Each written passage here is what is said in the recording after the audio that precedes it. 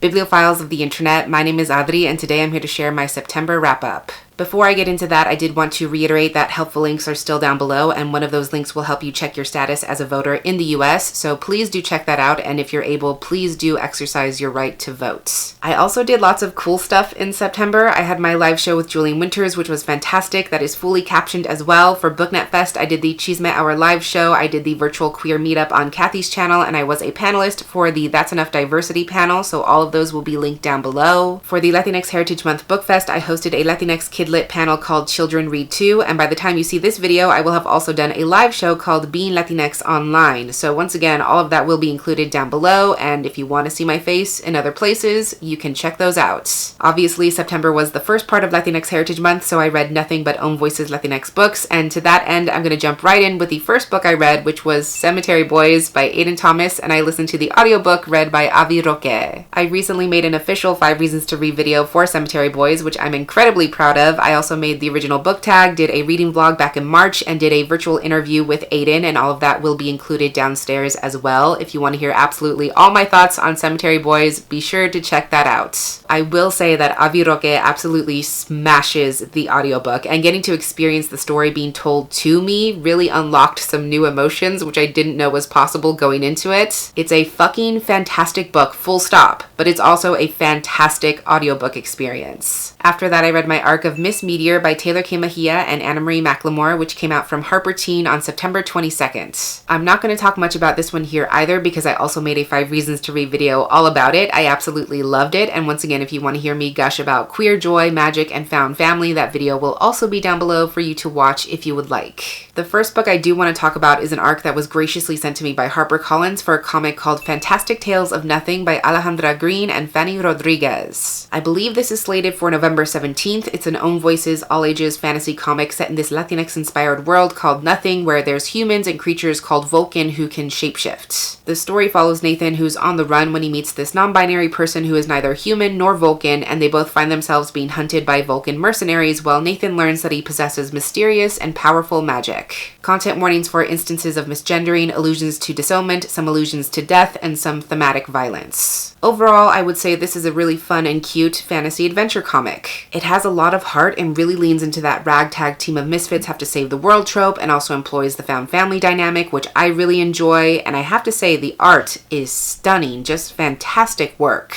The thing is, for me, the art was stronger than the actual plot, and I found the world building especially to be a bit muddled and overwhelming. There would be these big asides about the gods and the creation of the world, and it was just hard to feel grounded in those concepts. I also buddy read this with Jocelyn, and we both felt like the humor and the cheesiness was a bit hit or miss, especially with the puns. I have to say it was a little hard to jive with location names like Pueblo Town and Villa Village. There were times when it was just a little bit too much. And as far as the non-binary rep goes, I wasn't fully on board with it because first of all, the only NB person in the entire cast is someone who's not human, which is a big SFF trope when it comes to quote-unquote gender inclusivity, and also this character was the only non-brown person in the entire cast. Like, they're very noticeably white. The messaging of those two choices didn't resonate with me personally, even though they are by no means the focal point of the book. But this was still a charming fantasy adventure full of prophecies and friendship and magic. I enjoyed it, but I didn't love it, so I gave it a solid 3 stars. Then I read my arc of Blaze Wrath Games by Amparo Ortiz. This just came out on October 6th from Page Street Kids. It's an Own Voices Latinx contemporary fantasy about Lana Torres, who's always dreamed of representing her home country of Puerto Rico in the Blaze Wrath World Cup, which is a tournament that's a mixture of soccer and deadly relays involving dragons. When Team Puerto Rico finds itself in need of a runner, she finally gets her chance to try out. But when the cup is threatened by an international conspiracy, it may turn out that her career could be over before it even begins. Content warnings for allusions to domestic abuse, alcoholism, and homophobia, as well as some descriptions of physical violence, murder, and illness. I don't want to say too much about this because I do plan on making a dedicated video for it in the future, so look forward to that. But I will say that this book is so freaking good and I enjoyed it so much. It is just delicious deliciously exciting and twisty and action-packed. You get all the satisfaction of getting to experience this intense dragon-filled sporting event while also getting to see how Blazerath fits into the bigger picture and is more than just a sport. That was probably one of my favorite things about it, that we get to see how sports, like everything in life, are inherently political, and how professional sports enable athletes to cultivate these platforms and gain so much influence. So getting to see how the characters navigate that while also trying to play the sport they love was definitely one of many things that made this such a compelling book.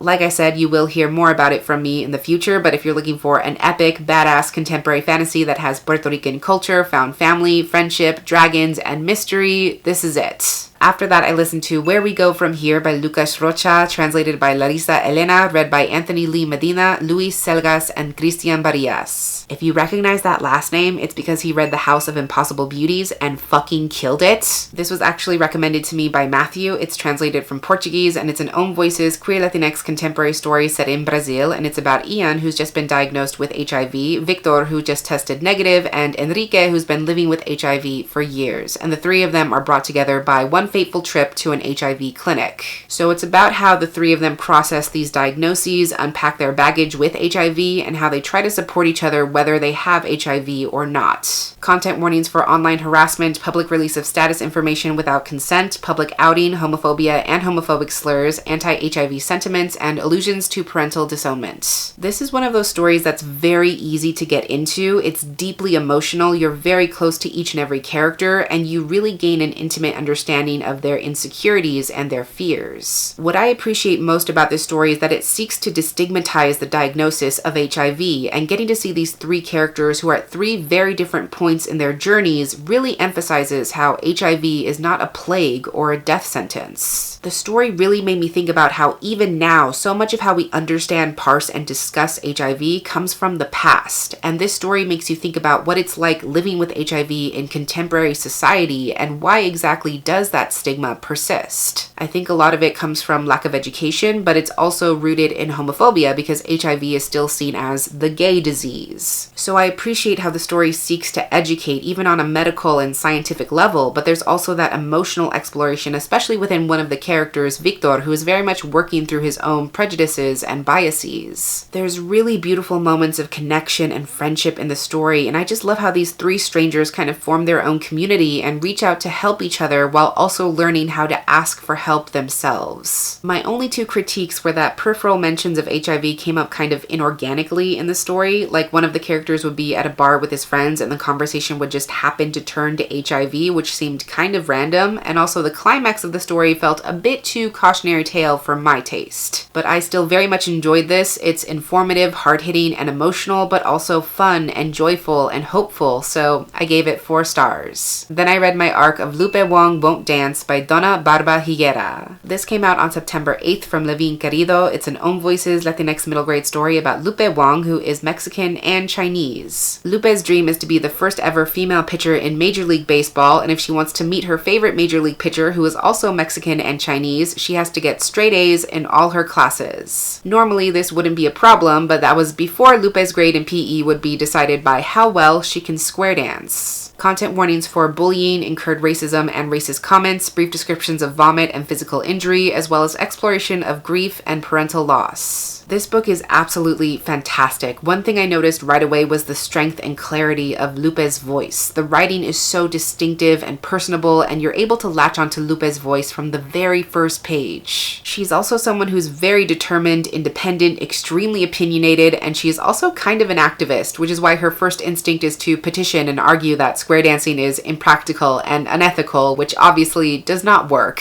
But I really appreciate Lupe's emotional journey because she definitely starts off being very selfish and only wants to get square dancing canceled because it's something she thinks she cannot do. But the more she looks into it and the more she learns about the history of square dancing, the more she's realizing it's an American institution that really should change. The administration's response is that it's an American tradition, it's always been done, it's a way for students to connect to history, but Lupe is starting to question whose tradition is it, whose history is being centered in this case, and why should square dancing be taught as a universal tradition when that history is not part of everyone's experience. And like most things in American history, square dancing music is rooted in racism, slavery, rape, and violence, and Lupe eventually realizes that this is much bigger than just a dance. To me, it's a story that advocates for inclusivity, for sharing culture instead of excluding it or whitewashing it, and it's also about Lupe learning how to be better and do better, not just for herself, but for her friends and the people she loves. It's a really fun and heartwarming story full of shenanigans and half-baked schemes, but it's also an emotional and thoughtful look at family and friendship and tradition. I really loved it, and I gave it 4.5 stars. And lastly was my Patreon pick for September, which was Mexican Gothic by Silvia Moreno Garcia, read by Frankie Corzo. This is an Own Voices blend of historical Gothic horror and mystery set in Mexico. It's about Noemi Taboada, who is a glamorous debutante just trying to get her master's in anthropology when she gets a mysterious letter from her recently married cousin begging someone to come save her from her husband's house. The letter says that her cousin has been experiencing nightmares, strange visions, mysterious voices, and so Noemi goes off to investigate this manor known as High Place.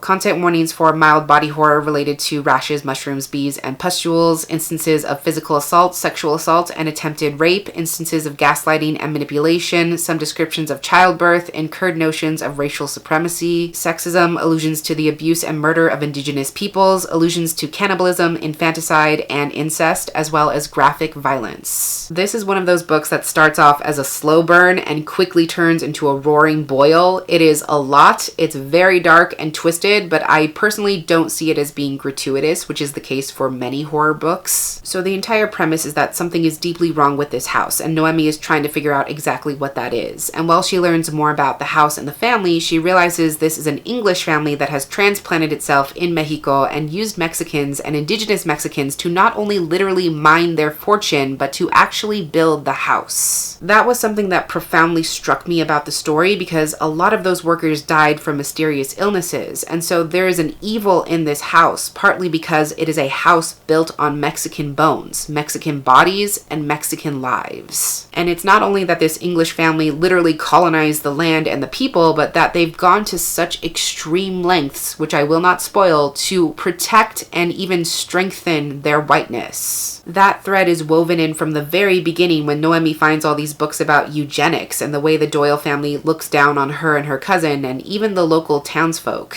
Those sinister undertones come from that contradiction of how the Doyle family despises Mexican people and thinks of them as disgusting, as less, but how they also require Mexican bodies in order to maintain their lifestyles and even just to live in the house that was built. So yes, there is spooky magic shit happening, but what makes it so scary and so disturbing is that it's hidden under a facade of propriety and orderliness and normalcy when there is something deeply, deeply wrong beneath the surface. I was also thinking a lot about how the story explores gatekeeping and power dynamics, especially with Noemi being a Mexican woman specifically, and how all of this happening with her and her cousin is in part made possible because women are not taken seriously and considered to be expendable in so many ways. As Noemi tries to figure out what's going on while also protecting herself from succumbing to her cousin's fate, you are afraid for her because of the Doyle family's entitlement to her body, her energy, her cooperation, and even her consent. Ultimately, she is just another brown body to be used and kept, and that is super gross. But it's interesting to read about because she is not helpless. She is educated, she's headstrong, she's strong-willed and sharp-tongued, and not afraid to try and fight back. I'm still very much processing it, so hopefully some of that made sense. My one hang-up was the way magic was connected to indigenous peoples and histories, at least that's the way I read it. And while I completely understand how that was included to fit back into the story's larger commentary on colonization and the relationship between the colonizer and the colonized, something about that particular flashback just felt off to me in a way I can't really articulate. Again, I think it was done very intentionally, and it's not my place to say whether that was good or bad rep, but like I said, it just felt off to me, and so ultimately I settled on giving this one 4.5 stars. So that is a wrap on September. That's everything I read this past month. If you've read any of these books yourself, meet me in the comments down below and let me know what you think. But that's everything I had for this wrap up today. Until next time, educate yourself, be kind to yourself, take care of yourself, and I will catch you on the flip side of the page.